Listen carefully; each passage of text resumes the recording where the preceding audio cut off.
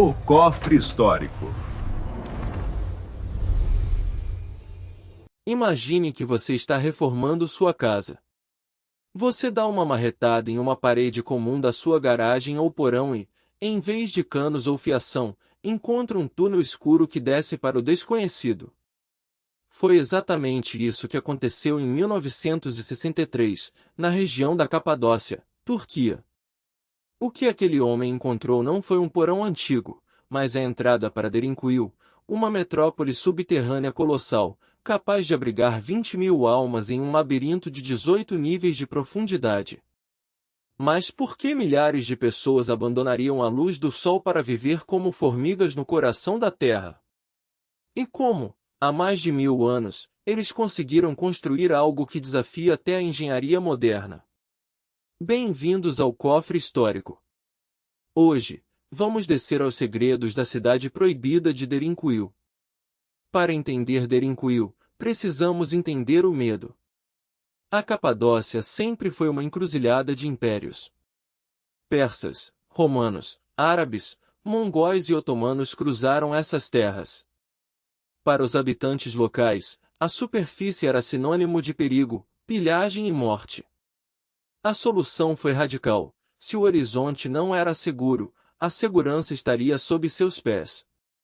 A rocha da região, formada por cinzas vulcânicas comprimidas conhecidas como tufo, é macia o suficiente para ser esculpida com ferramentas de mão, mas endurece em contato com o ar, tornando-se uma fortaleza natural. Ao entrarmos nos túneis de Derinkuyu, a temperatura cai para constantes 13 graus Celsius, não importa o calor que faça lá fora. Mas não se engane, isso não era uma caverna úmida e claustrofóbica. Era uma cidade planejada com precisão cirúrgica. Os primeiros níveis, mais próximos da superfície, eram destinados aos animais.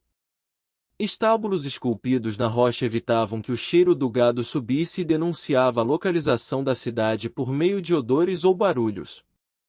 À medida que descemos, encontramos cozinhas comunitárias com áreas enegrecidas pela fuligem, onde fornos gigantes alimentavam milhares. Mas como eles cozinhavam sem sufocar com a fumaça? Aqui reside o primeiro milagre da engenharia de Derinkuyu. A cidade possui mais de 50 dutos de ventilação principais que descem até o nível mais baixo, conectando-se a centenas de pequenas aberturas. O sistema de circulação de ar foi tão bem desenhado que, mesmo nos níveis inferiores, a 85 metros de profundidade, o ar é fresco.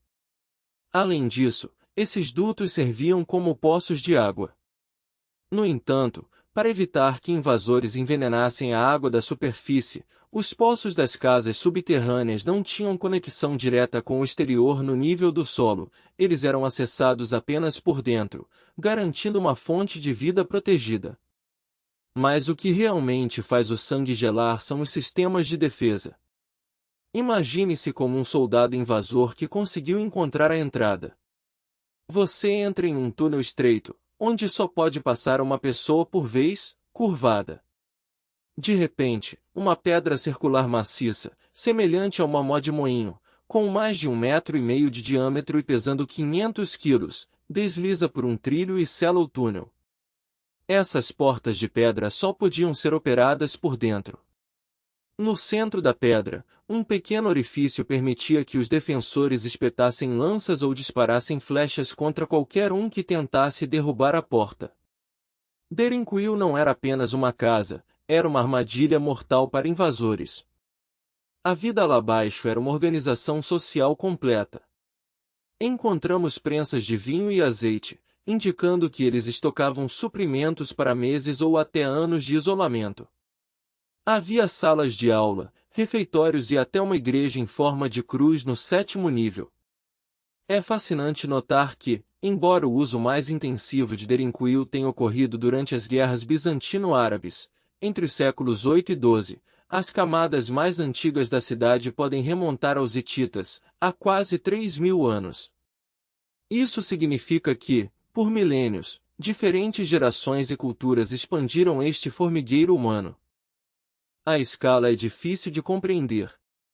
Estamos falando de quilômetros de túneis. E Derinkuyu não estava sozinha. Arqueólogos descobriram que ela estava conectada a outra cidade subterrânea, Caimaco, por um túnel de quase 10 quilômetros de extensão. Imagine a logística de escavar um túnel de 10 quilômetros no escuro, garantindo que ele encontrasse a outra cidade com precisão milimétrica. Como eles mediam a direção? Como mantinham o nível? A cidade funcionava como um refúgio temporário, mais sofisticado. Durante os períodos de paz, as pessoas cultivavam os campos na superfície. Ao primeiro sinal de poeira no horizonte, o sinal de um exército se aproximando, o alerta era dado, e em questão de horas, 20.000 pessoas desapareciam da face da terra. Portas de pedra eram seladas, luzes de óleo de rícino eram acesas e a vida continuava sob a terra enquanto o inimigo saqueava uma paisagem vazia acima. Mas viver em Derinkuyu tinha seu preço. A falta de luz solar causava deficiência de vitamina D e problemas de saúde.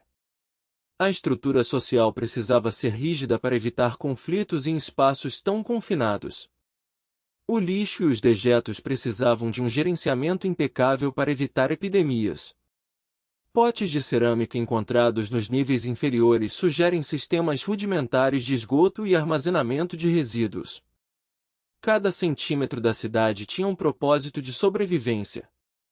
Surpreendentemente, Derinkuyu continuou a ser usada como refúgio até o início do século XX.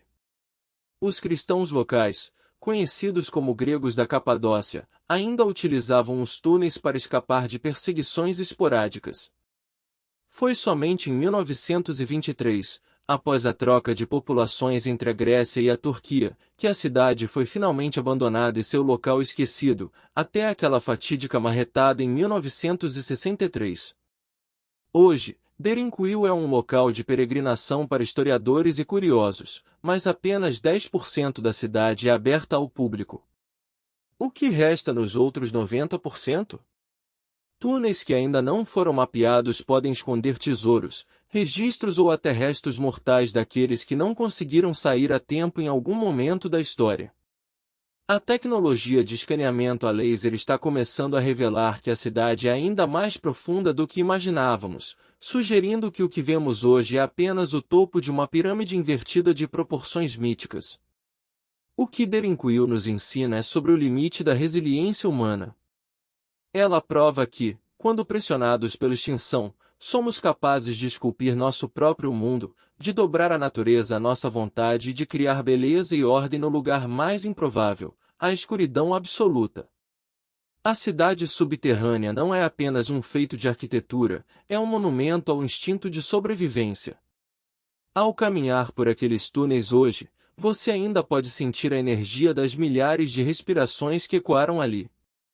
Você pode ver as marcas das ferramentas na rocha e as pequenas cavidades onde as lâmpadas a óleo queimavam. Derinkuyu é a prova viva de que a história nem sempre está escrita nos livros ou nas estrelas. Às vezes, ela está escondida logo abaixo dos nossos pés, esperando por uma parede derrubada para nos contar seus segredos mais profundos. Salva esse vídeo para nunca esquecer essa incrível lição de história.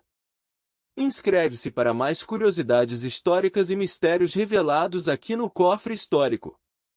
Você teria coragem de viver meses a 80 metros de profundidade para salvar sua família? Deixe seu comentário e vamos debater sobre essa engenharia impossível. Até a próxima descoberta! Inscreva-se no O Cofre Histórico.